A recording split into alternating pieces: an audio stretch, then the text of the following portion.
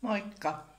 Mä oon katsonut paljon teidän ohjelmia ja ihastellut aina niitä muutoksia. Ja itse on nyt tämmönen 68-vuotias vanha rouva, joka asuu tuolla Ylitorniolla, Tornionjokivarressa isovanhempien maatilalla.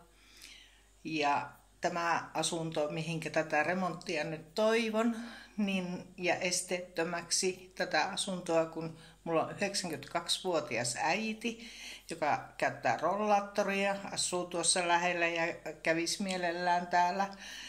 Mutta tietenkin tässä on kynnyksiä sen verran, että vähän vaikeuttaa. Sitten mulla on 35-vuotias tytär, joka sai aivoinfarktin tuossa 6 vuotta sitten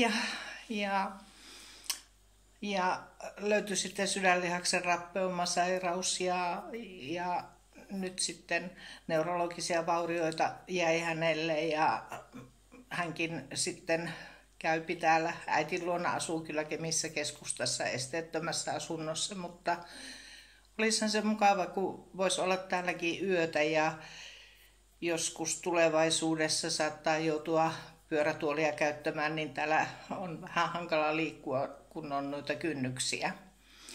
Ja itellä ootan tässä lonkkaleikkaukseen menoa, molemmat lonkkanivelet vaihdetaan jossakin vaiheessa, mutta nyt keväällä oikealle puolelle ja sitten tulee vielä vasempaan käteen operaatio, että kovasti kaipaisin teidän apua nyt tämän asunnon esteettömyyteen, että se olisi kyllä enemmän kuin lottovoitto minulle ja minun läheisille. Muita läheisiähän minulla ei tässä lähellä ole kuin vanha äiti ja tytär, että semmoista.